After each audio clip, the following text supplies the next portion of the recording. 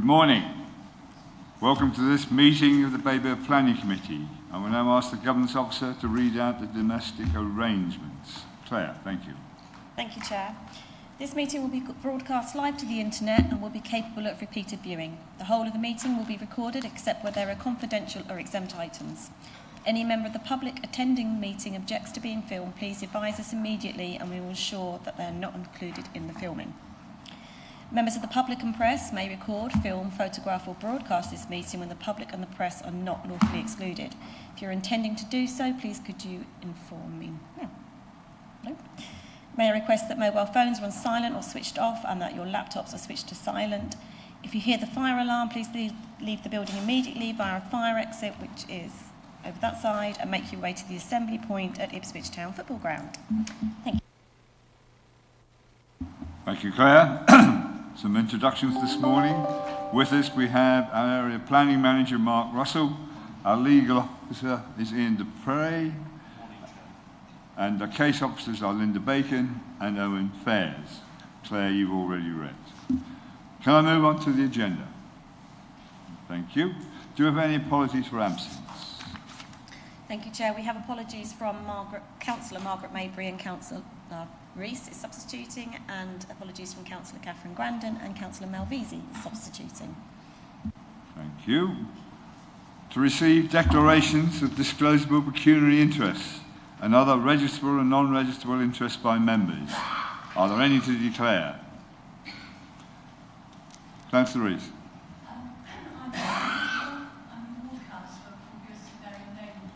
But I'm here as planning committee, not as ward representative particularly. Thank you. Thank you. Declarations of lobbying. Are there any to declare? Declaration of personal site visits. Are there any to declare? No. Okay. Can we first have a look at the minutes? The meeting held on the 19th of March. Are there any points regarding the accuracy of the minutes? No? Okay. Could I have a proposal to accept them, please? Councillor Carruthers. A seconder, please. Councillor Davis. Thank you. Gotham's office will now conduct an electronic vote. Thank you, Chair. Members, that vote is now in progress. Councillor Beer, can I take your vote, please? Thank you.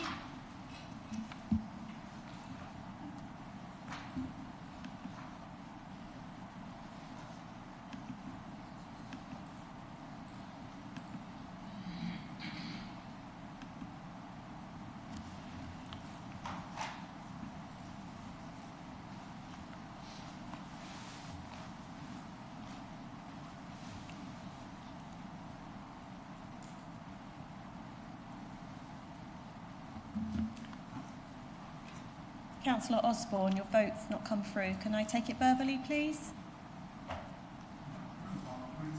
Thank you. Chair, that's 6 votes for and 4 abstentions. That's carried. Thank you very much. Minutes of meeting are approved and they will be signed. Receive notification petitions in accordance with the Council's petition scheme. Not received, Chair. Site inspection? No request, Chair. No request. In that case, we'll move on to the schedule of planning applications. We have DC 24-01103, former Chambers Bus Depot, Church Square, Bures, St Mary Bures, Suffolk, CO85AB. You are, I can just at this point, Councillor Rees, confirming that you are staying on the committee. Thank you very much. I now invite the case officer, Owen Fairs, to introduce the application to the committee. Owen, all yours. Thank you, Chair. Good morning, members. Today, I'm presenting an application for full planning permission at the former Chambers Bus Depot, Church Square, Bures, St Mary.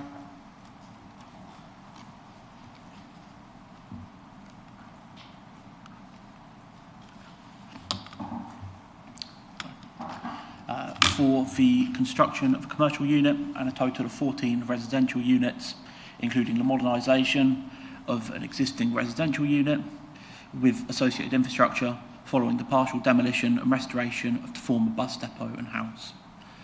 Some members may recall an application at the site for a similar proposal for a total of 10 residential units, and a larger commercial unit was approved at Planning Committee in October of 2022. This is an aerial map of Bures St Mary with the application site highlighted in red. It's centrally located to the east of the B1508 at the junction of Bridge Street, Church Square and the High Street. The River Stour runs through Bures, dividing Suffolk and Essex, with Bures St Mary to the east and Bures Hamlet to the west. Numerous facilities are located within walking distance of the site, including a bus stop, St Mary's Church, post office, a public house, a primary school,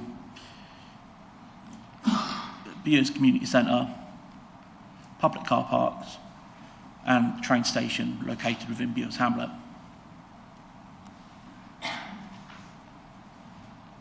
Closer view of the site, where the buildings and associated structures associated with the former bus depot can be seen. Again, the site highlighted in red. As far as constraints, the site is located within the settlement boundary of Bures and is also within the conservation area.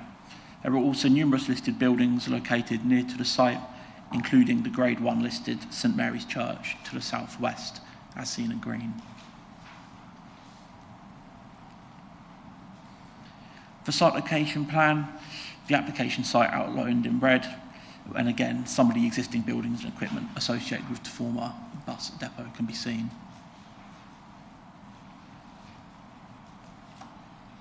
Moving into the proposed site plan, the proposed development would seek to convert the existing bus garage with further residential units located towards the rear of the site. Moving into the plans and elevations, starting with the bus garage as highlighted in purple, which contains the existing residential unit as well as the commercial unit. So this slide shows the existing elevations of the bus garage and the red brick building, including the proposed demolition works, which have been previously agreed by ourselves and our heritage team by way of discharge of condition. The historic red building is to be retained, as seen in white. The areas coloured in purple are to be demolished. The bus garage doors and the windows to the front elevation of the red brick building, as shown in blue, are to be temporarily removed from site for restoration before being returned to site. The orange shop front is to be demolished but salvaged and reused where possible. The green shop front will serve the proposed commercial unit and is to be repaired in situ.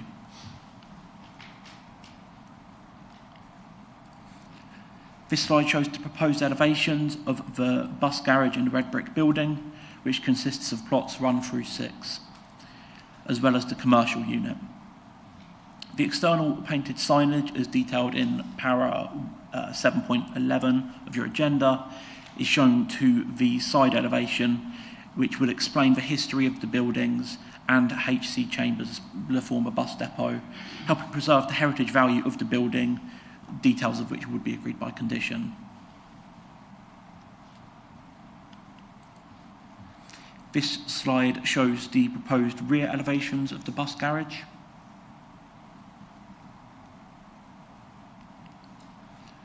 Moving into the proposed ground floor plans for plots 1 to 6 and the commercial unit, which is located to the southern corner. Each residential unit would benefit from private amenity space directly to the rear, with the exception of plot 5, whose amenity space is located adjacent, which I'll point out on a later site plan.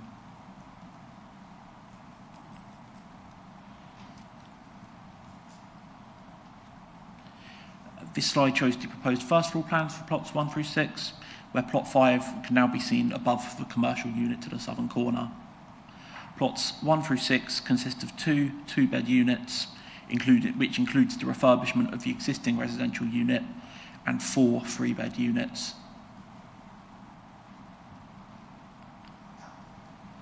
Moving on to plot 7, which is located to the northern boundary of the site, again it's highlighted in purple. So the proposed elevations.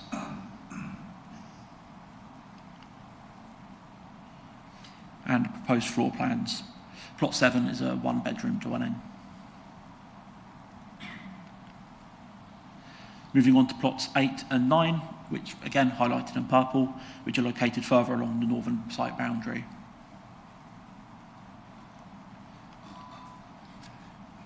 Proposed elevations and the proposed floor plans. Plots 8 and 9 are both 2-bedroom dwellings. Moving on to plots 10 through 12, which are located to the rear of the site, to the eastern boundary. The proposed front and rear elevations of plots 10 through 12. And the proposed floor plans. These plots are all to be 3 bedrooms.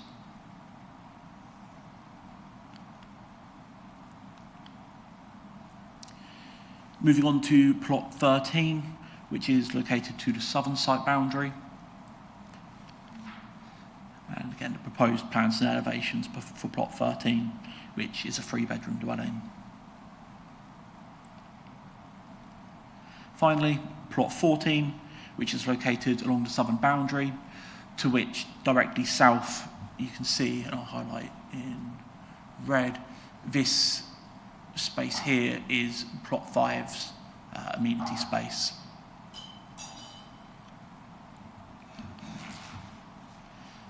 So the proposed elevations for plot 14 and the proposed floor plans. Plot 14 is comprised of a 2-bedroom flat above carports, providing parking provision for plot 14 itself, as well as some of the adjacent units within the bus garage. The proposal includes a number of works to the highway, including improvements to the existing access, as well as the enhancement of pedestrian crossing facilities. It should be noted that the proposal would remove 2 on-street parking spaces to achieve these improvements, although this is a reduction from the previously approved extant permission. For some further context, these images also show the existing on-street parking provision arrangement in Church Square, as well as the public car park next to the community centre and primary school. So whilst it is acknowledged there would be a small loss of on-street parking, it is considered that there is ample on-street parking available within the area. Moving on to some site photos of the site. Please note in the bottom left corner of the slide shows an aerial map of the site with an arrow directioning where the photo has been taken. This photo shows the prominent south and west elevations, including the commercial unit to the corner and the bus depot, the bus garage doors, which are largely to be repaired and retained. Plot 6 is sited on the footprint of the modern pink rendered building to the rear of the red brick building, as highlighted here, which has been agreed to be demolished, and again, that's where plot 6 will be located.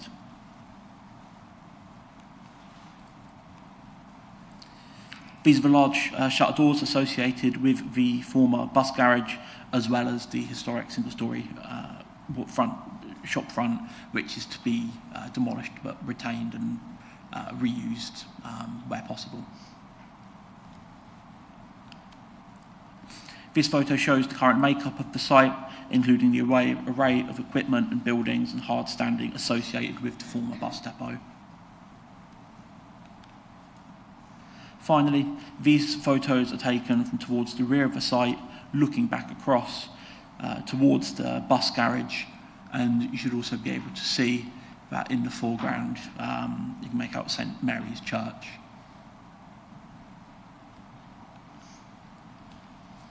In summary, the application follows extant planning permission as previously approved by the Planning Committee in 2022. The proposals seek to redevelop a brownfield site to provide a high-quality development consisting of a total of 14 residential units comprising a range of housing types, as well as a smaller commercial unit with associated infrastructure, as well as improvements to the existing highway network. As detailed within section 7 of your agenda, although the proposal would result in a low to very low level of less than substantial harm as raised by the Council's heritage officer, there are numerous heritage and public benefits that are considered to outweigh this harm. As the proposal is for 10 plus dwellings, this would trigger an affordable housing contribution.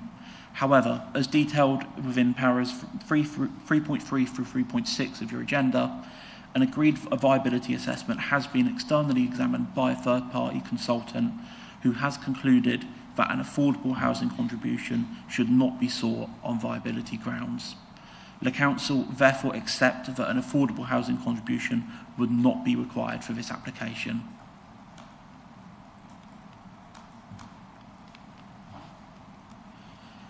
It is therefore recommended that planning permission is granted, subject to section 106, to secure the improvements to the public highway and conditions as set out within your agenda.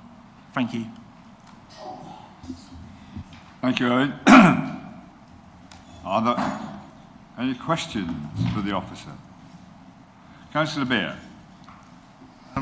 Slide 26, if you could just put that up, please.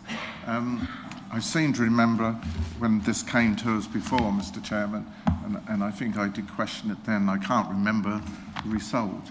But is there... Sorry, no, that's not the one. I think you passed it. Sorry, 29. I've wrote it down as well. 29. That's it. Is there any mileage in getting a footpath or some ground along the front of that building where people could walk along? I don't think there is a footpath on that side. I'm trying to go from memory now.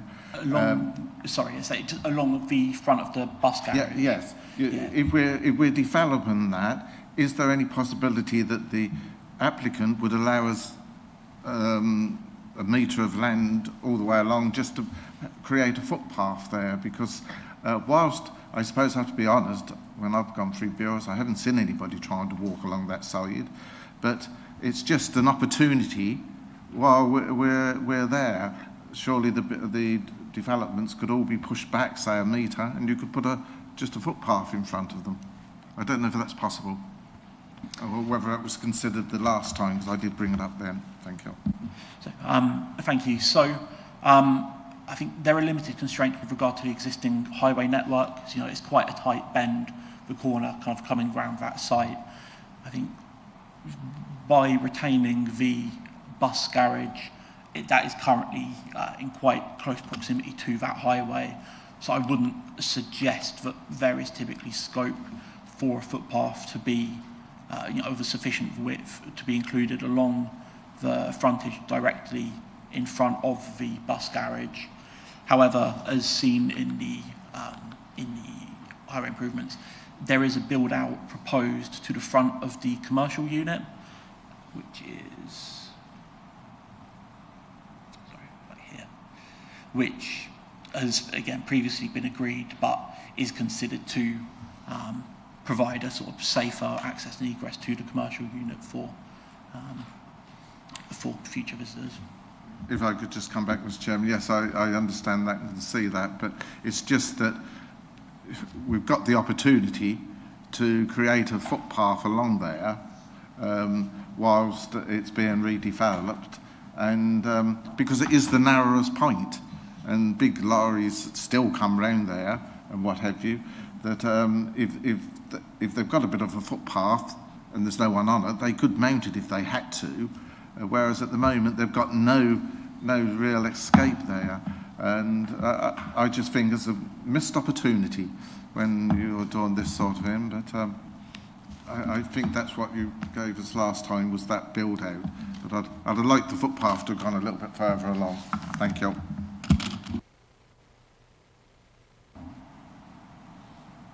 Councillor Mavrizi. Thank you, Chair. Really, it's a point of, well, several points of clarification.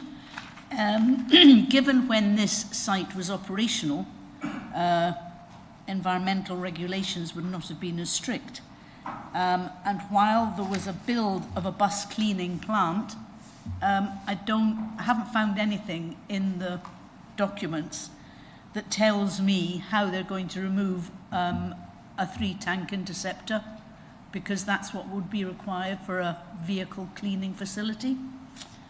It mentions the filling in of inspection pits, but before you can fill anything in, you need to remove the contaminated ground. And I come to this with some experience. I worked with a developer in Scotland on renovating Reading Park, which was adjacent to the oil refinery at Grangemouth. I also have the experience as the Long Melford Ward councillor of the petrol station at Southgate and the development of Orchard Brook in the centre of the village, where due attention was not paid to what is currently contaminated land but hidden.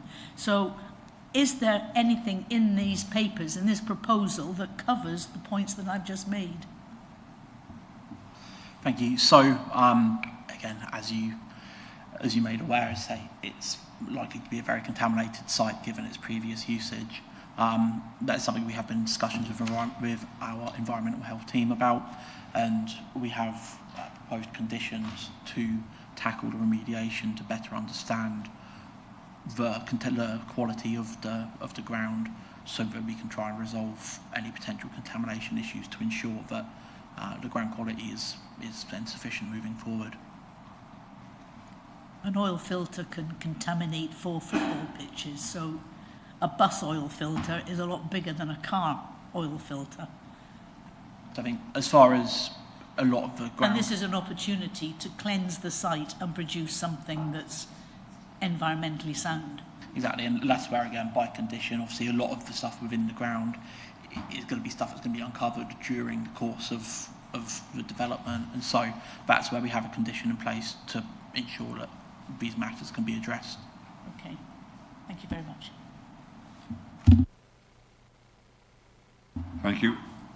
Anyone else? Councillor Holt? Read the commercial building you mentioned. The fact it's got a total of 4 spaces, parking spaces. Is there any indication of usage? So as far as the usage of the commercial unit, I think it'd be approved as under Class E. So it could be anything from retail to hairdressers to office. As far as whether or not there is an intended vendor for the unit, that's potentially a question best asked to the applicant as to whether they have a prospective kind of vendor for the unit. I think I understand that there are 2 commercial spaces associated with the or visitor spaces associated with the commercial unit. Another one? Just parking in general, really. I think we always say it, there just doesn't seem to be enough spaces. 1 bedroom has 1 parking. Unless it's a single bed, you're going to get 2 people probably stay there with 2 cars, 1 space. Very limited parking around the site. So you're going to have to go down to the community centre probably to park. Again, I think this is another indication of the site being in its location doesn't provide sufficient, in my view, parking for the residents that will almost certainly be living there. And the situation will be compounded in years to come and become an irritant to local residents and probably the parish council. So it just seems a shame that at this stage we can't provide more spaces. We just build without providing sufficient spaces for the future occupants of these properties, and we're stuck to a limit imposed upon us. Thank you. So, again, the parking is in accordance to Suffolk County Council's highway parking standards. So again, I think the 1 bedroom unit has 1 parking space, and then I think the remainder of the units, I understand, and have 2 parking spaces. There are 4 visitor parking spaces within the site, which would provide some overspill, I guess, to accommodate that. And similarly, as illustrated within the slides, whilst I can fully appreciate the proposal does result in a loss of 2 on-street car parking spaces, there is a relative amount of on-street parking within the area, and given the site's sustainable kind of location within Bures St Mary, I'd say I would suggest that the parking that's been demonstrated is sufficient for what we're expecting. Thank you, Owen. Councillor Davis? Thank you. Again, it's just points of clarification. There's quite a lot of hard standing on this particular site. Is that hard standing permeable? I'm thinking about floodwater, rainwater rushing away, or not, as the case may be. Thank you. So, as existing, the site is essentially all hard standing. Through the proposal, there will still be elements of hard standing which is to be permeable, but work has also been done as part of the application to deal with any potential kind of surface water and flood risk. The project is going to be using storage crates beneath the parking spaces to collect rainwater and to discharge that back into the existing sewer network. This is done by temporarily storing the water, which will help offset the impact of any sort of heavy downpours that we may be experiencing. Similarly, the proposal will be providing back gardens with, obviously, and that's going to be, I think it's noted down as, I think, over 800 square metres of garden space, which will help as far as drainage is concerned. Okay, thank you. And my other question was around the neighbourhood plan, and it makes reference to a neighbourhood plan. Could you explain whether or not the neighbourhood plan has any weight at this point, and also what the neighbourhood plan's view is on this particular site? Thank you. So my understanding is that the neighbourhood plan is at Reg 15 submission. So it's in a case of procedural checks before being submitted for public consultation. So my understanding is, and I think Ian may be able to jump in here, but as far as its weighting is concerned, it's of no significant weight at this time. You didn't say whether or not the site was included in the neighbourhood plan. As I say, I'm not aware as to whether or not the site is explicitly included within the neighbourhood plan. However, the scheme has extant permission dating back to 2022, so I would envisage that has been identified as part of the neighbourhood plan process. Okay, thanks. Councillor Wyman. Thank you, Chair. Great report, Owen, by the way. Just on the internal consultation process, the Economic Development and Tourism comments, which obviously preceded the first application, and we talk about a comprehensive marketing campaign details. Presumably the shift from commercial to residential has been impactful on the viability assessment, and although it's disappointing but pleasing to note that we validated the viability assessment, but would you like to just comment a little bit further on the shift from commercial to residential, please? Yeah, of course. So again, the site has been out of use for quite some time now, I understand. So as far as then moving forward with that, again, the bus depot moved away from the site as it's a quite heavily constrained site. As far as alternative uses for that site, it would be seeking a redevelopment unless another bus depot were to move in, which I can't imagine is particularly available.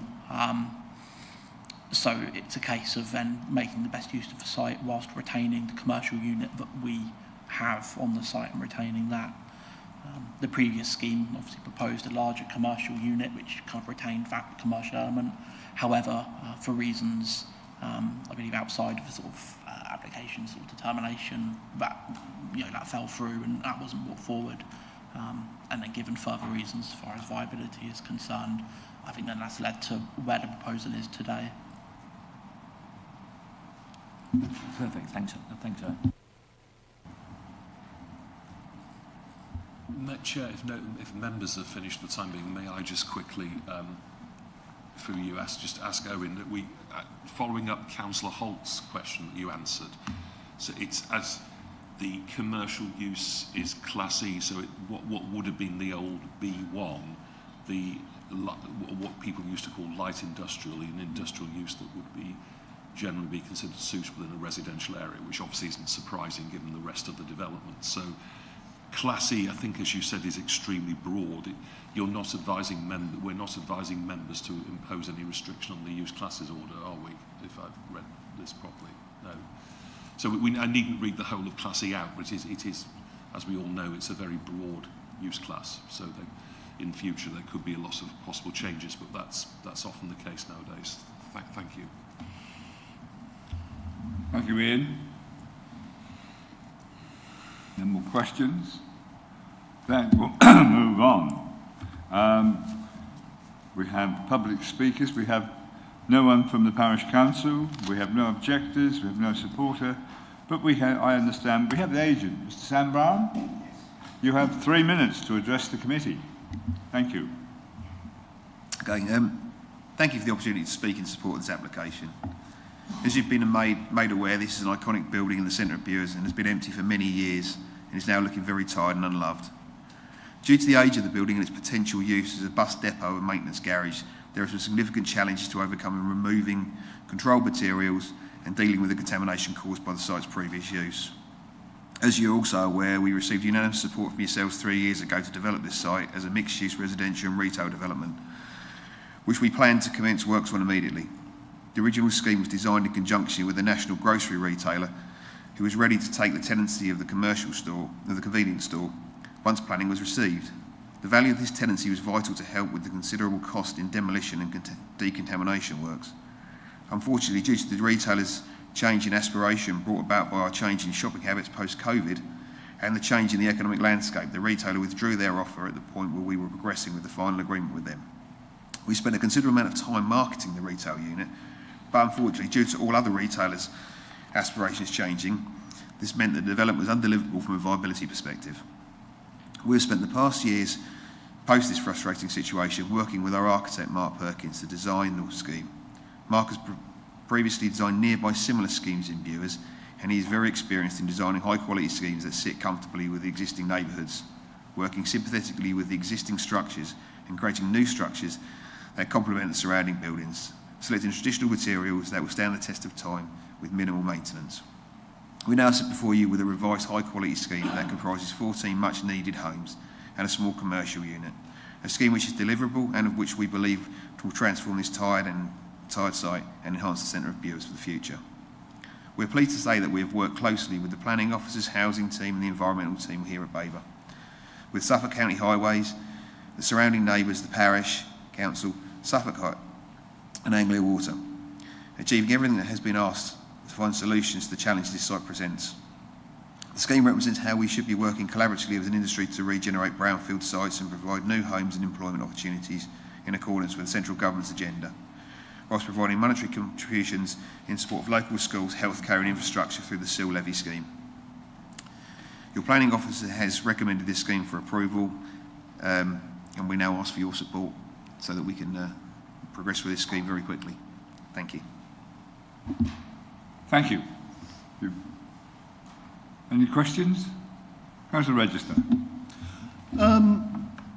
The glazing on the depot doors, is that going to be replaced as like for like, or are you going to improve the glazing so it's more insulated than the current situation?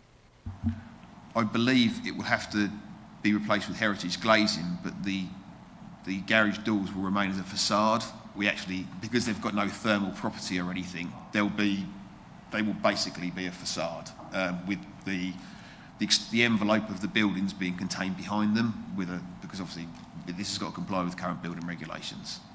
So, yeah, if that gives you. It wasn't obvious from the drawings, so you couldn't tell. It looked like the only glazing was the actual doors. Yeah, no, it will be would work. Councillor Beer. Thank you, Mr. Chairman. My question to you is, I understand the reasoning as to why the other developer, the shop people pulled out, and the time that it's all taken, but how quickly, if we were minded to give approval again, can you deliver this? Because, 3 years will have passed and we're still no further. And is it going to be another 3 years before anything's started even? And it does concern us nowadays as to how quickly you're going to get on site if we were minded to approve. Thank you. If you minded for approval today, we plan to be on site by mid to late summer at the latest. It's ready to go. It needs some technical work to do on building regulation approvals, but my team back at Manningtree are ready to go with it, because from our perspective, we pay quite a considerable amount of money for the site. Every month it's sitting there when we're doing nothing, that's costing us money. So we're as keen as everybody else, and it was planned, as I say, 3 years ago, we were ready to go with the scheme. So yeah, I mean, easily by the end of the summer we'll be on site. Thank you. Any more? Councillor Osborne. Thank you, Mr. Chairman. Just one question about the fuel tanks. Are they above ground or below ground? I believe they're below ground, but to sort of answer the wider question about contamination, as the planning officer says, there's already been some sort of very detailed levels of contamination review and reports. However, and we've got a whole process in place of how it's got to be dealt with, that's got to be signed off, and but until we break the concrete up, we can't get to everything. So it will be a phased process in conjunction with the Environment Agency. But we have to do all this, not only because it's a requirement of the Environment Agency, we won't be able to sell the houses because the NHBC, who offer a warranty with them, will require all that evidence as well. And then people can get a mortgage on it, so it's a complete clean-up operation. Yeah, the reason for asking that is that obviously there's criteria in actually removing the fumes from those tanks. So that will take, as Councillor Bures said, that will take extra time, I would have thought, before you can clear that site with those tanks.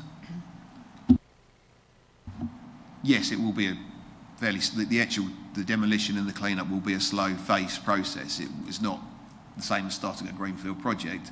There's no fuel in the tanks as far as I understand it, and I can't guarantee it, but I believe they've been foam filled, which is often what happens when the tanks become redundant. So yeah, there is a process in place and we have to do it in a controlled way.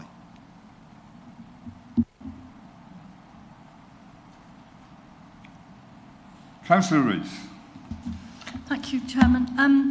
I'd just like to ask, please, will this development be built in accordance with the Code of Practice of the Considerate Constructors Scheme, given the history of development in Bures? Thank you. I can't talk for other developers how they've behaved. But we do use the Considerate Contractor Scheme. We can register the site with the Considerate Contractor Scheme, but I would like to believe as a local developer and a very responsible one that we would work with the community anyway.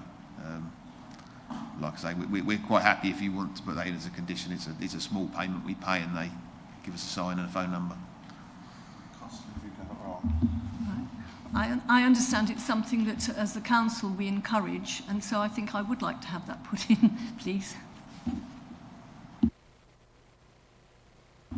We can add that to the conditions. Point maybe is a very good one that may be additional, but there is a recommendation for a conditional construction hours. Is that right? What I don't know if you can be very precise about what that is likely to say. Sorry.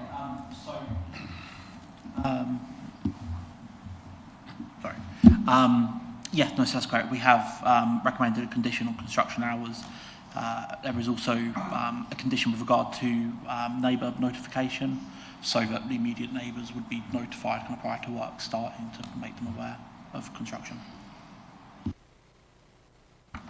Thank you. Yes, those are two specific points, but I would prefer to see the implementation of the entire Code of Practice, please, which is something that was passed 18 months ago in this chamber.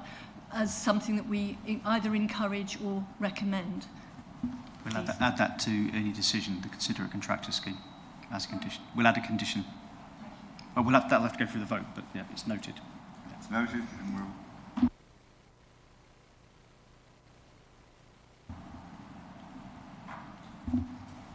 Councillor Carruthers.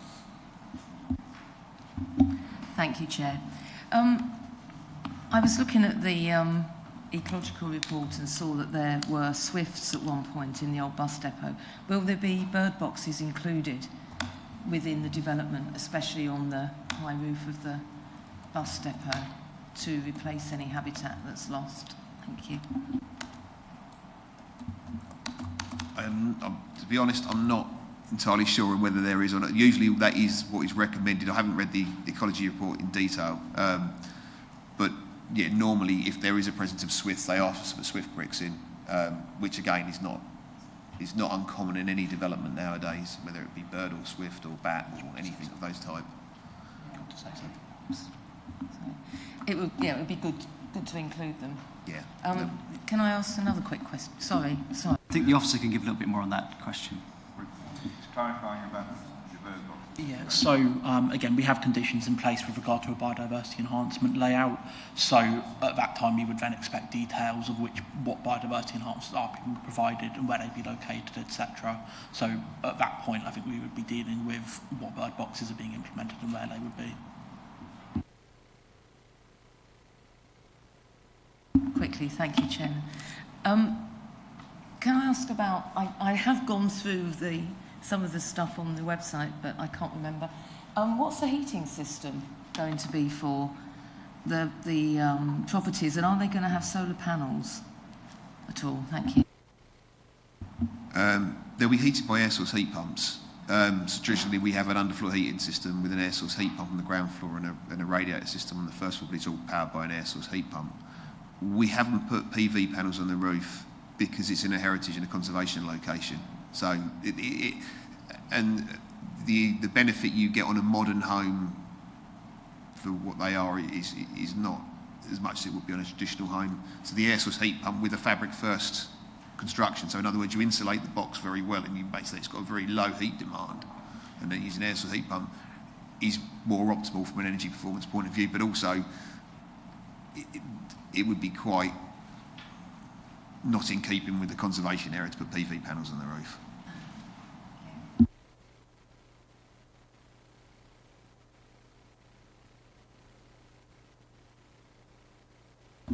If we have any questions during the debate. Thank you very much. Right, I will now open it up to debate. Councillor Rees, as the ward member, you may, if you wish, start the debate, or if you don't wish to do so, there is no compulsion. Okay. Who wants to kick off the debate? Councillor Malvesi. Oh. Thank you, Chair. Well, it's a brownfield site, and unfortunately my experience in this neck of the woods is that the builders underestimate exactly what is underneath the concrete hard standing. I would advise, if planning is given, I would suggest that you take stock of what happened at Fleetwood Caravans in the middle of Long Melford, where again they had concrete hard standing, everything was hunky-dory, and then when they broke the concrete they discovered that they'd actually bought hell. So my advice would be to take stock and look at somebody else's experience, and in doing so, and in informing the planning department councillors that is what you're going to do, I am minded to support your application. Thank you. Councillor Holt? Yeah, similar to Councillor Malvesi, really. The land contamination, I see our environmental management officer put in a letter basically saying that there was a report from Compass Geo Environmental and that there are two aspects of that need to be secured through the development of the site.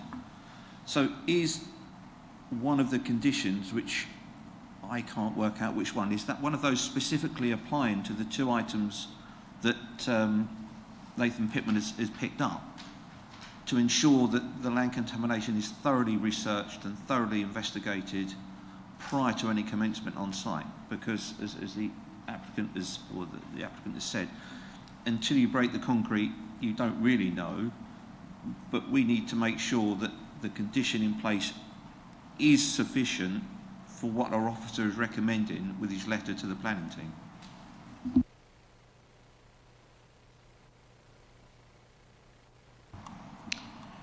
Yes, of course, thank you. So I'm just trying to find the condition now. But yes, we do have a condition in place that was agreed with ourselves and our environmental health land contamination officer with regard to the remedial works and verification reporting. So it covers off all aspects that Nathan has picked up? Yes, correct. Councillor Beer? Well, Mr Chairman, following on from that, the plan permission that you've already got is outstanding until October, and we must have looked at all this the last time we debated it, and reading through, this is an improvement. Now, I do take on board what Councillor Malvavas and my colleague, Councillor Holt, have said, and I think that it would be very wise for the applicant to bear that in mind. But having said all that, I see, although I'm disappointed that you can't put me a footpath in Bures, I'm quite happy to move the officer's recommendation, because this is an improvement. Thank you. We have a proposal from Councillor Beer. Do we have a seconder? Sorry, Chair, before you do that, can we ask if it includes Councillor Reese's recommendation? One moment. Who is anyone going to second it? We'll need that before Councillor Davis. Okay. Right. Councillor Malvisi asked for a condition. Is that correct? Yes, for the considerate constructors scheme. And you have no problems with that being added? Yeah. Yes. So Councillor Beer needs to confirm that. Yes, thank you. Yeah. And Councillor Davis, as his second, are you happy? Thank you. I thought we all were. I just forgot to ask everybody. Fine. We have a proposal and a seconder. Is there any more comments before we go to a vote? Councillor. Yeah, I see in the development contributions, there's nothing for sustainable transport. Is that not an option to include that within the development or developments that come forward, as we are struggling within the area to meet the demands put upon us to bring them forward, these projects? It wasn't requested by county, so... It hasn't been requested by county, so that's the reason it's been included at this stage. Perhaps as a group we'll go away and think about that. Thank you. Perhaps our representatives on county might help us there. Any more comments? Councillor Rees. Thank you. Just a last comment from me. There are several concerns, yes, on parking and drainage and contamination. It isn't a perfect project, but we mustn't let the perfect be the enemy of the good in this case. I think I would like to support this. Thank you. And Councillor Davis, you as seconder, you were going to have saying? Yeah, thank you. I would like to say, it's a decent use of a, redundant site. It's giving you 2 and 3 bedroom homes, which is something that, are dearly needed in this area. It's a shame there's no affordable homes, but I'm rather suspect the money that would have gone on affordable homes is going towards the contamination costs. But, overall, with those additional conditions, I think it's a good scheme and should be supported. Thank you. Councillor Carruthers? Thank you, Chair. Yes, I agree with Councillor Davis, and would also like to point out that the site is really close to a bus stop, and there's a good bus service to Colchester and Sudbury for commuters, and it's within walking distance of a station, which is a bonus. So it's, interesting development. Thank you.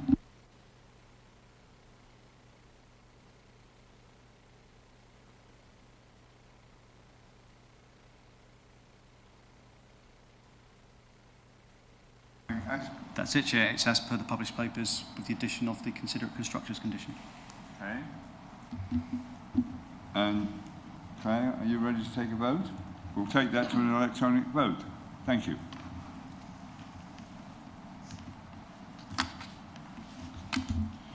Okay, members, that's been updated to include that condition and is now ready for you to vote. Councillor Beer. Approve. Thank you.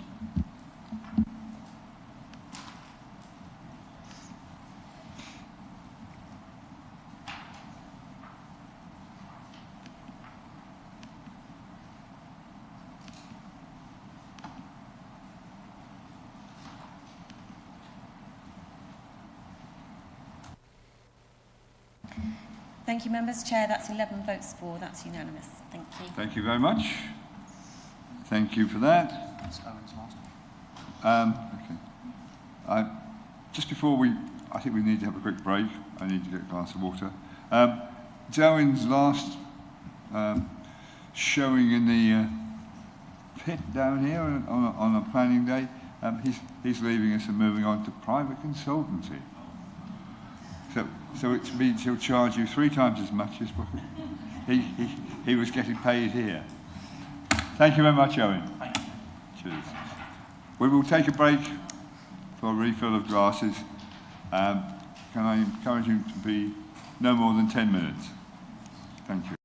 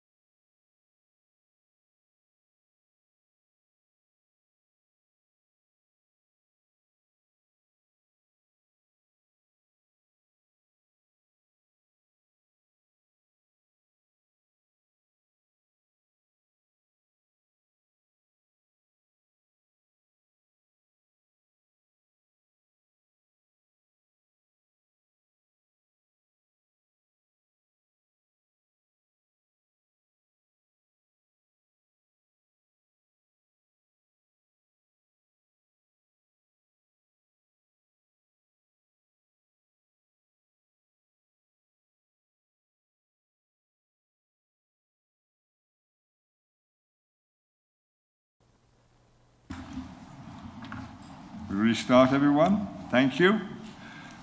We start with planning application DC 2404806, Assington Autos. Cottonwood, Barracks Road, Assington. The case officer is Linda. Would you please introduce the application? Thank you, Chair. Good morning, members. So planning permission was granted last September for the change of use of land to extend an authorised treatment facility or salvage yard together with the construction of 5 storage buildings and other associated operational works. That application was presented to Planning Committee on the 24th of July following a site visit by members in May of last year.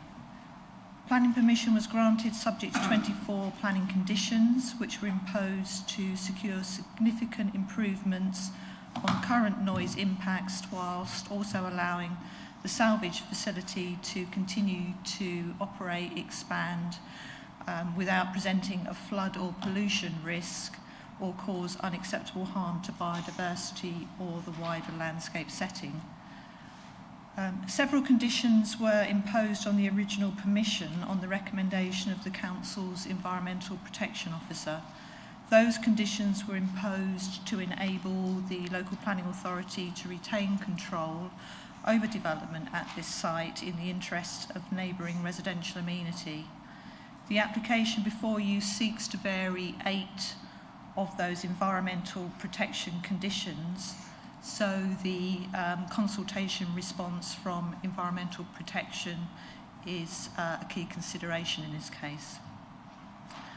It's important to note that the principle of development is not for consideration as that's already been established by the host permission. Some members will be familiar with the site, having been present at committee last July when the original application was determined. As a reminder, and for those not previously present, I'll just give a very brief overview of the site and the permission granted. So before you now is the submitted site plan. You can see it's a long, narrow site. It extends to some 2.7 hectares in area. This is the aerial image of the site. It's shown for context. The site's outside of the settlement boundary and is mostly enclosed by woodland and rising land. However, there are residential neighbours to the east and west sides. Barracks Road is at the top of the site and residential neighbours are to the east and west side. In terms of the development approved under the original permission, this is the approved site plan. It's difficult to see because of the scale of the drawing, but in broad terms, permission has been granted to extend the site further south from this direction southwards to create a new looped access road through the site, to construct 2 new storage buildings towards the centre of the site, along with 3 dismantling sheds and further storage areas located further south of the site towards and alongside a 4.8 metre high concrete wall and earth bund. Overall, this approved layout moves noisier activities further south away from properties on Barracks Road, and the operation is strictly controlled by conditions on the original permission. As detailed in your papers, the application seeks to vary conditions numbered 5 through to 12 on the original permission. The most significant variation to note are the requested variations to conditions numbers 5, 9 and 10, which, if permitted, would allow HGVs to exit the site an hour earlier at 6 in the morning and allow site to operate on Saturday mornings. The variation to condition number 9 would also permit HGVs to be loaded in various locations across the yard outside the approved loading area and away from the 4.8 metre high screen wall. The approved loading is roughly in this area. The requested variation to conditions 10 would delay the installation of improved vehicle reversing alarms, and for the reasons given in the report, these variations are not considered acceptable. So to conclude, the principle of development is established under the planning permission already granted, and only the variation of conditions numbers 5 through to 12 is for current consideration.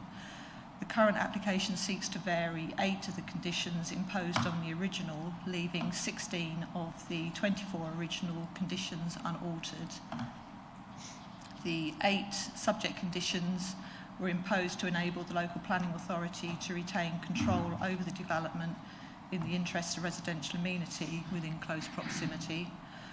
And in consultation with our environmental protection team, it is recommended that 5 of the conditions, and that's conditions numbers 6, 7, 8, 11 and 12, that those be varied to increase the time frame for compliance or otherwise to better align with the agreed noise impact assessment and vibration management plan.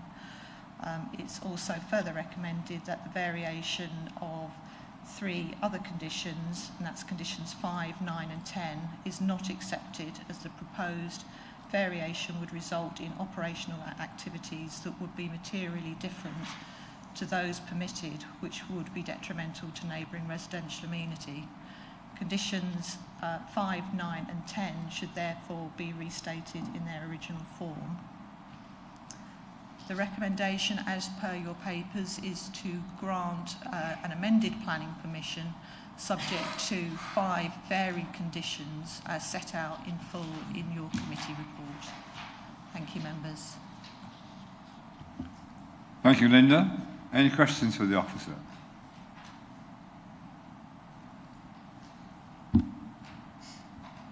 No?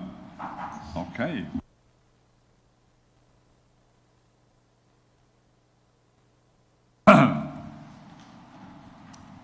No public speakers from Parish Council, objector, supporter, but we do have an agent. It's Chris Ackroll and Fred Cook. Gentlemen, you have 3 minutes to address the panel. Thank you, Chair. I'm here with my client, Frederick Cook, in order to answer any questions that you may have.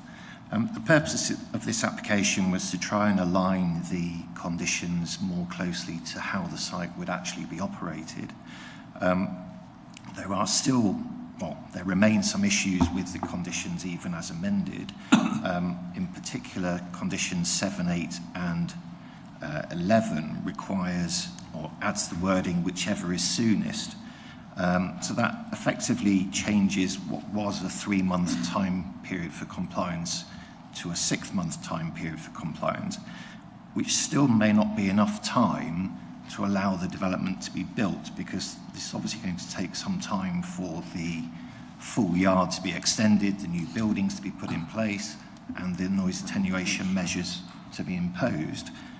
If we have to do that within a 6-month time frame, there's still a concern that we won't be able to comply with the condition, which is why we'd suggested that the trigger point should be the first beneficial use, which is when the new extended yard becomes operational. So I implore members to just consider whether that wording could be altered. The other condition, condition 5, relation to HGV movements, what we've requested an extension of time for is to allow the vehicle collection lorries to be released from the site so that they can go and do their rounds. That would take place at around 6:20 to 6:30 in the morning, so half an hour earlier than the restriction. If they don't do that, the drivers would run out of operational hours on their tachographs and they can't get back to the site in time. So it's a small change. There is a yard opposite the site that runs HGVs unrestricted. They go out in the early hours of the morning, and I think it's 3 HGV movements, Fred? Yeah. So, it's a very small change. We're not suggesting that HGV lorries would be incoming at that time of day. They would still be restricted to the other hours. It's really just that release of vehicles in the morning that's important to the company. The other condition regarding condition 9, the loading point, at the moment the noise assessment has a loading dock or loading area within the southern part of the site. What we've realised through discussions is that will effectively mean that material will be collected from the different buildings further north on the site and then have to be relocated to that loading dock. That relocation process in itself will generate noise, movements, activities on the site. So in some ways, the condition will actually generate noise in trying to resolve noise, if that makes sense. So we were hoping that we could try and have loading at various points across the site, which would restrict that movement around. Your 3 minutes are up, I'm afraid. Thank you very much. Thank you. Any questions? Councillor Beer. Thank you, Mr. Chairman. I've got 2 questions. One, you were talking about the time limit, which is 3 months, and we're proposing, I think you said 6 months. But what length of time would you want? Because otherwise it's open-ended. If you're saying it may take some time to develop the site or build out the buildings you require, but there must be some sort of time frame so that we can have some idea. That was the first point. And the second question was, could you, I can't find it again, but I did read it. The reason you're wanting the HGVs earlier is not actually to get in out the site, but it's the fact that other HGVs in that area can manoeuvre there. Is that correct? No. Perhaps you could explain that to us then. Thank you. So the HGV movement for the vehicles, obviously we run on an O licence, which is a restricted O licence, so therefore your vehicles, the drivers come on site, they sign into the office, they have to do a 15-minute walk round with the vehicle turned off. Then they get their job sheets, they get their jump packs, they go to their vehicle, they start the vehicle up and they leave site. Obviously if we start leaving at 8 o'clock in the morning, we're going to hit the heavy traffic, then obviously drivers are only allowed to drive for a continuous 4.5 hours, and then they have to have a 45-minute break by law, and then they're allowed to drive for another 4.5 hours, obviously plus loading in that time, and then they've got to get back. So if we start leaving later, then we're going to hit the more traffic, and then obviously the hours go through the day. They have to have the 45-minute later on in the day. They don't get their second cycle of driving, so therefore the lorries will be coming back of an evening, or they'll be stuck out on the side of the road, and then obviously they'll have to come back the following day. And if they come back the following day, it's 8 o'clock. At the moment, we employ drivers that are just day drivers, so they come in the morning, they execute their work, and then they go home. If we carry on, if we change the way we do things and we go to this way we've been restricted, therefore the 7 o'clock, it will then mean the drivers will come back late, the lorries will be coming back late, we'll be unloading late, we'll be running over our hours, and obviously the conditions we've been in place will be in breach immediately. So it's just, we need to try and resolve that problem of time. Thank you. So that would solve that problem if you had the earlier start time? Correct. At the moment, we do run the vehicles, we have early in the morning, so obviously we leave site earlier, and they're coming back at 4 o'clock. If the lorries leave later, that means they'll be getting back 5, 6 o'clock, and then it's a 45-minute job of unloading, so our gates are then shut. Thank you. Any more questions? Oh, what was your saying? So the time frame for construction, obviously the time scale for construction, obviously last time we was in here and we had the meeting, it was the winter, so we was up against the weather. At the moment, the sun's out, the ground's dry, construction could push quite quick, but a 3-month period for the groundwork to commence, the drainage, the site clearance, ordering the stuff, it's just an impossible task, and obviously I don't want to start something that I'm not going to finish. Obviously, if we're going to do this as a company and as a business, and we're going to invest the investment we're going to do, we don't need the council breathing down our necks saying you haven't complied with the agreement that was agreed. That's why we asked for the extension. So, Mr. Chairman, coming back then to you, would we be able to extend that a bit longer? Or the officers, would that solve the problem? We gave them a year, I don't know. Let's ask the officers. They're asking for, what, 3 to 6? Chair, at the moment it was currently 3 months. It's been extended to 6 months, but the concern is that then they still be not long enough. So I think if it was 12 Quickly months, answered. Sorry, yes, we can change the wording of the conditions in this forum here. We can do that, but Linda knows the site better and will give a fuller answer. Just to say that the conditions bite not only on the proposed works but on the existing use of the site. So Environmental Protection are keen to have a time frame imposed within the conditions so it's not open-ended. So we've got a reasonable expectation of when the works will be put in place that would designed to help overcome and address the existing issues that are arising from site, because there isn't actually a condition that would otherwise bite. So it's coming up with a reasonable time frame that would impact both the proposed work as well as control the existing use of the site. So the suggestion is to go from the 3 months as originally incorporated to 6, and that was felt reasonable. Any further extension of that we can consider, but as I say, it is being realistic about when the work would be delivered. Just come back on that very quickly. We could then consider, say, 12 months. So you've got an end date. Could we? Yeah, thank you. Thank you. One moment. Can I just clarify exactly what the member, Linda, the member is suggesting 12 months. Is that a reasonable thing to ask for, or is that just a little bit too far?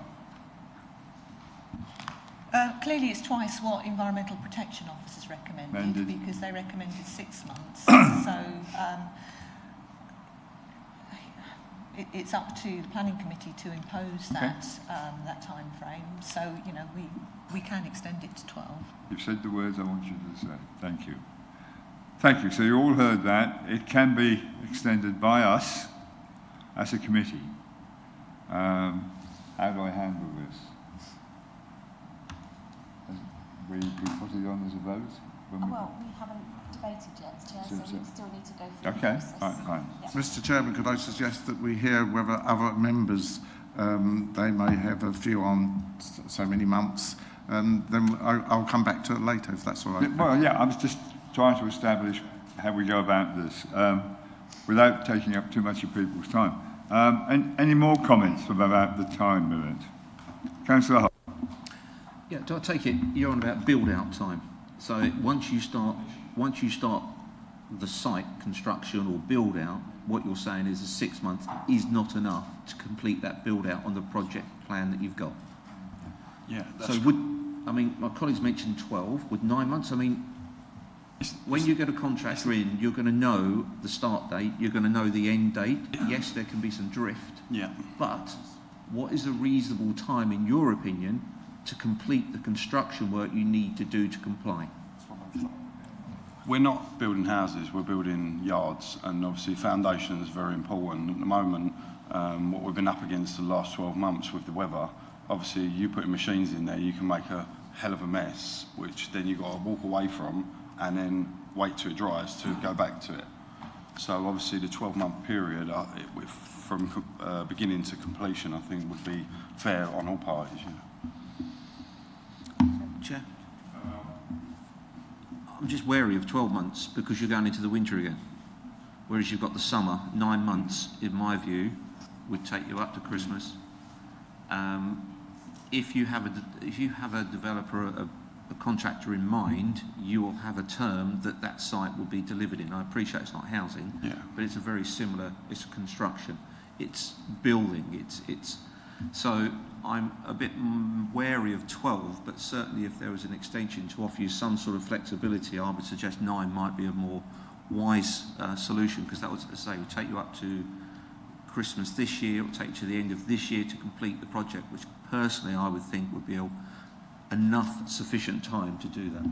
I had contractors that was in place to start the build, but obviously where I've messed them about and I haven't started the build, they've now took other jobs on. So now I'm battling between contractors to see who can get in to start the project immediately. Okay. Any more questions? Councillor Davis, your turn. Slightly more a comment. I think 9 months is sensible because it takes you through summer when hopefully it's going to be fairly dry. Yeah. And a year does seem a touch long, and I would be concerned that they would then come back and ask for a further extension. So it does need to be a very firm deadline. Well, it is on the recommendation of Ecological Services that it be 6 months. So you're recommending that it's 9 months. Thank you. Yeah, it's a balance here. Balance, yep, okay. Councillor Holt? Yeah, read the drive-in starts. So at the moment you're allowed to leave site at 7, is that correct?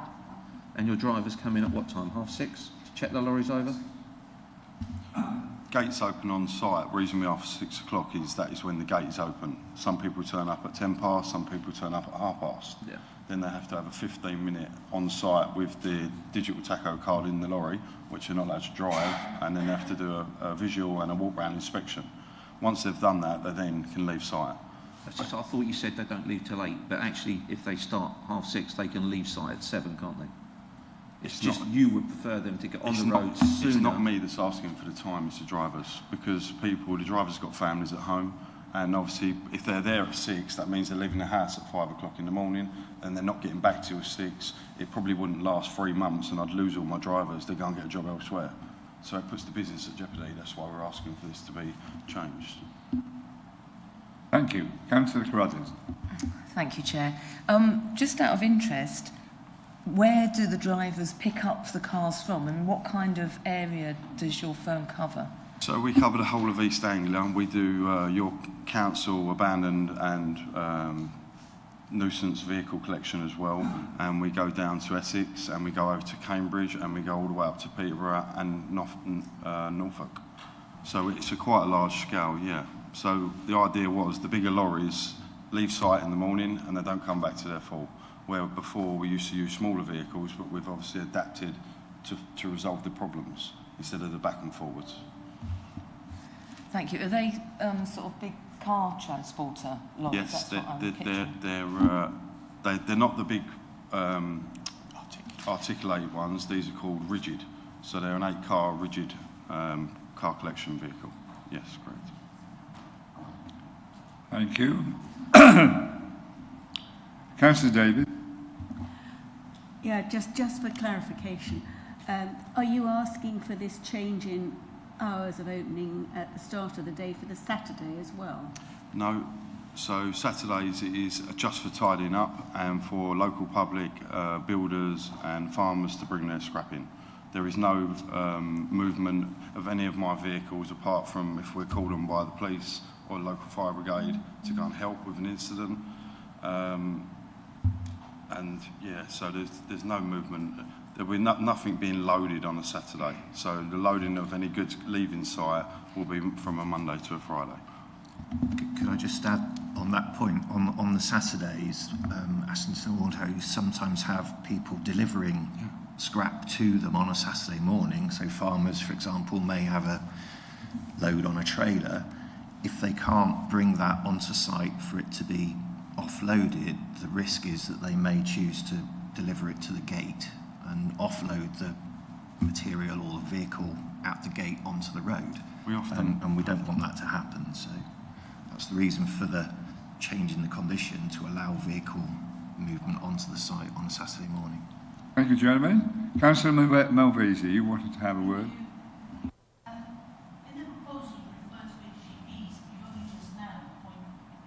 Pointed out that you use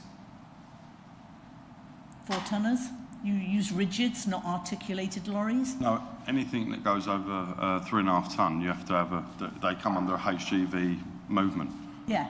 Yeah. But people associate mentally HGVs with articulated lorries. Yes. So they're probably thinking that you're going to have 40 So tonners coming down the road.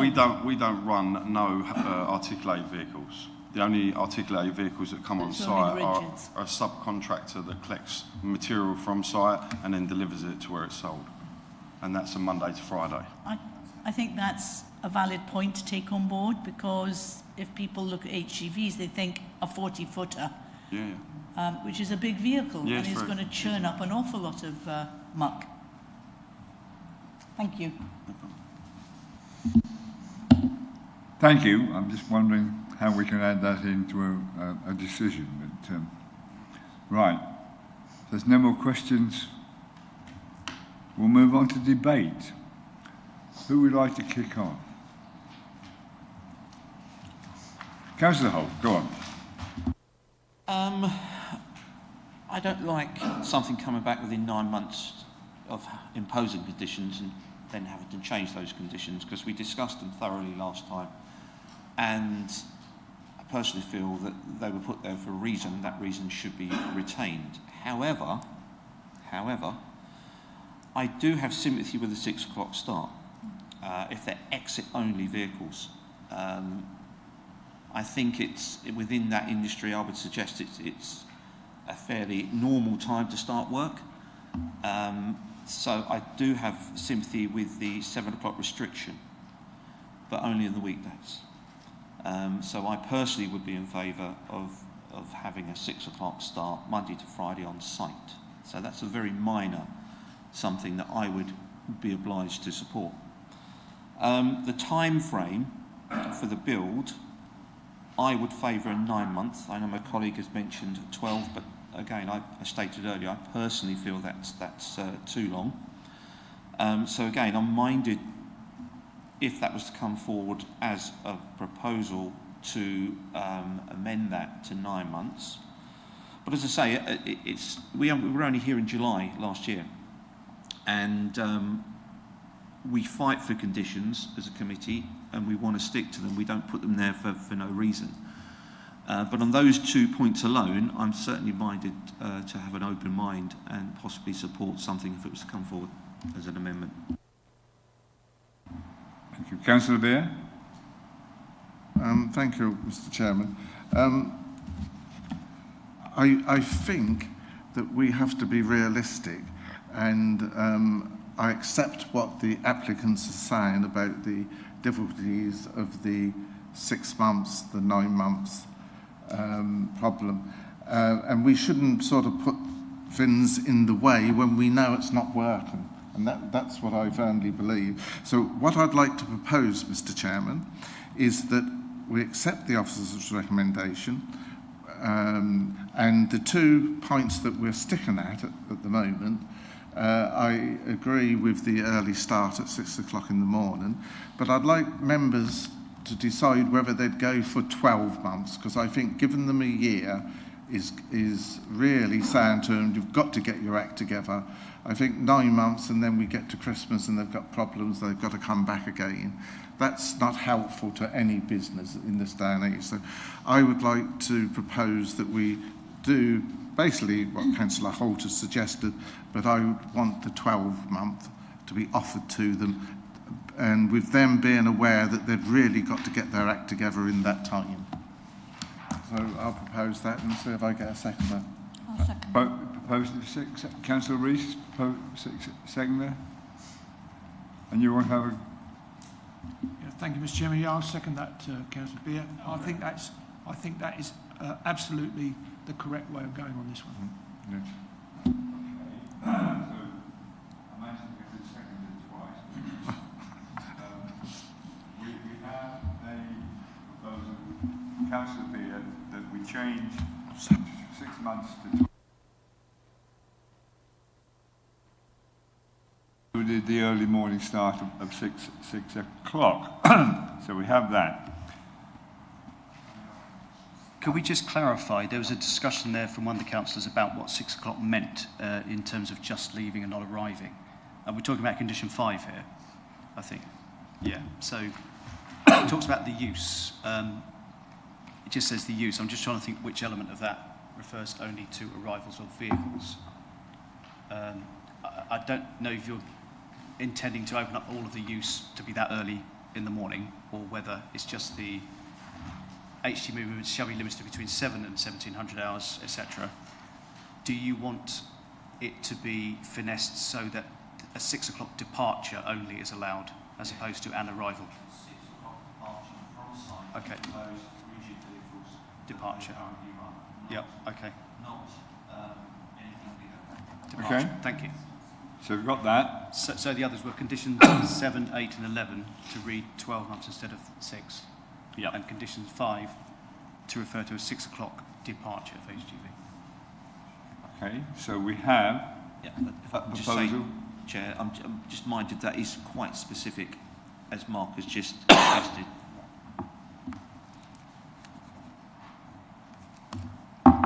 Just getting coordination between Claire and Mark.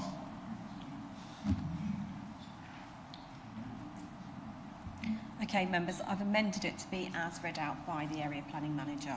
So the decision notes will then obviously detail that more specifically. So if you're all happy. It's there. Now, we don't have to go to the vote if somebody else wants to make a comment. Councillor Register.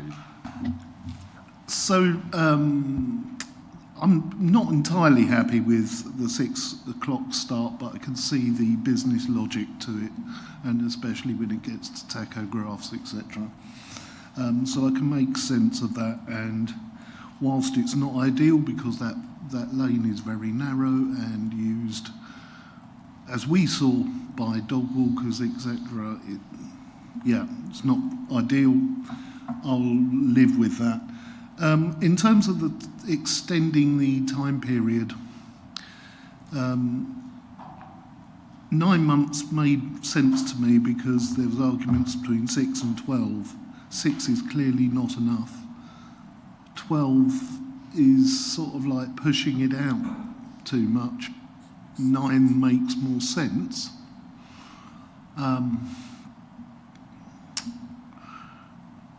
I would propose having a condition on that one to 9 months as an alternative. Yeah, can we do that? So the first proposal is 12 months. Okay. Right. Okay. Between 12 and 9, and the person who's proposing it for the second is the last 12.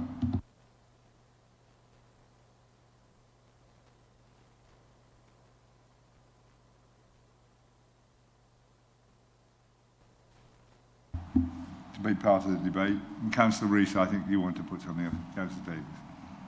Okay, thank you, Chair. This isn't about starting times, thank goodness.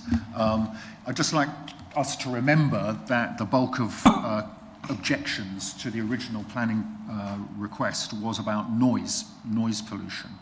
So we shouldn't forget that any variations to the conditions which don't address noise problems are an issue for us. Therefore, I'm supporting the refusal to vary conditions 9 and 10. Waste loading needs to take place as far away from houses as possible. Reversing alarms on vehicles need to be changed. That's a different matter from when vehicles leave the site. But nonetheless, we still need to consider that. Thank you. Thank you. Councillor Rees, you were... Thank you, Mr. Chairman. Yes, I'd just like to endorse what was being said about the start time for vehicles leaving. First of all, the point that was made, of course, that there's already HGVs leaving from a yard opposite. I think that's very pertinent in this case. And secondly, the applicants also mentioned the fact that they'd had difficulty getting a builder. And so that the second point about the length of time for the build-out, that will, of course, depend on when the building can start. And so that's something that needs to be taken into consideration. It would be fine to give 6 or 9 months if building started tomorrow, but not necessarily the case if building can't start until August, for example. So thank you. I would support I'm speaking in support of the motion I seconded. Councillor Davis? Yeah, thank you. Yeah, we've done start times. I understand the tachograph bit and I concur with that. I do recall from our previous meeting when we heard this application, people were quite concerned about giving the residents, you know, a bit of a break, which was why we put the condition in on about the Saturday morning business. So I would be concerned about making certain that the Saturday morning piece or operation remained as quiet as possible. So no huge lorries coming in, no huge lorries coming out.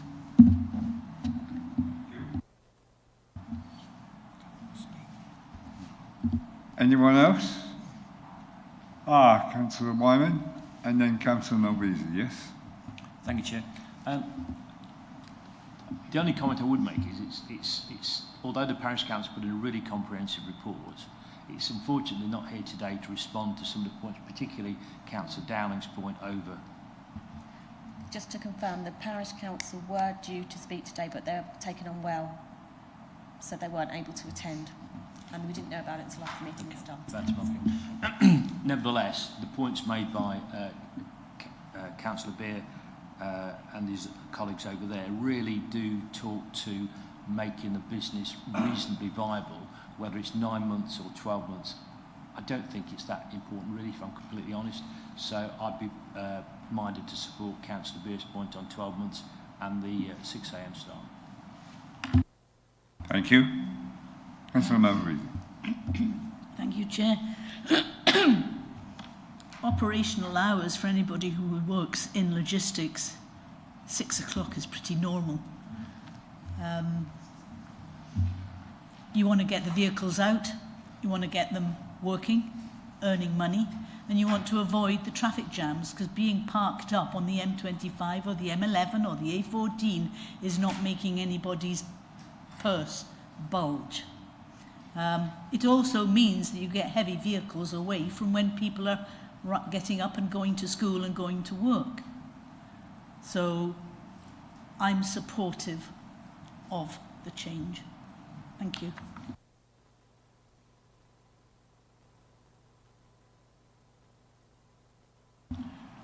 Thank you, Mr. Chair. Yes, as I said before, I think it's acceptable to have these times.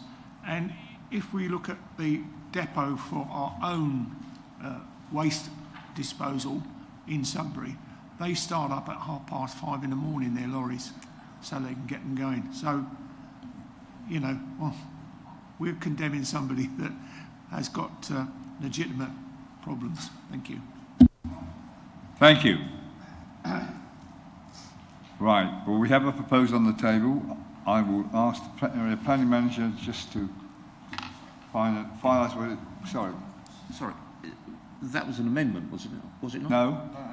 No, that's a proposal from Councillor Bure, seconded by Councillor Rees, and it's now going to be read out to you by the area planning manager, and I will confirm with the Governor's officer that that's what she's got on hers.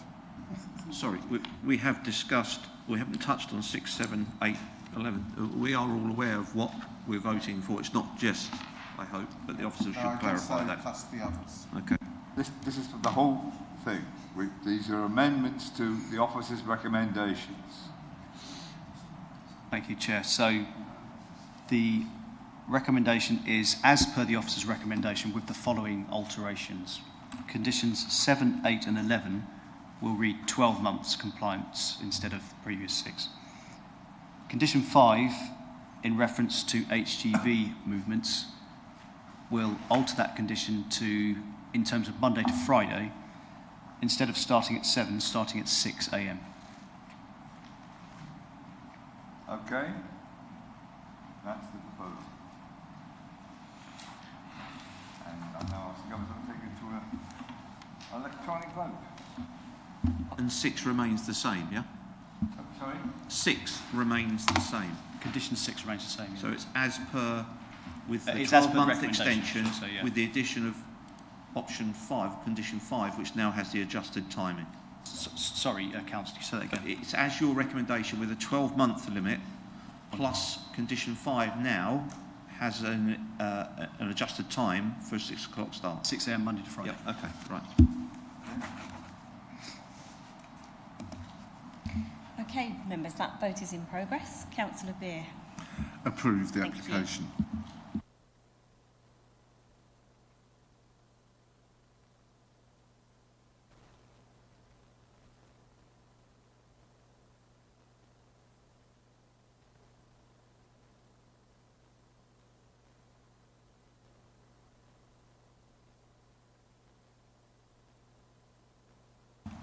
Thank you, members. Chair, that's 10 votes for and 1 against. That's carried. That is carried.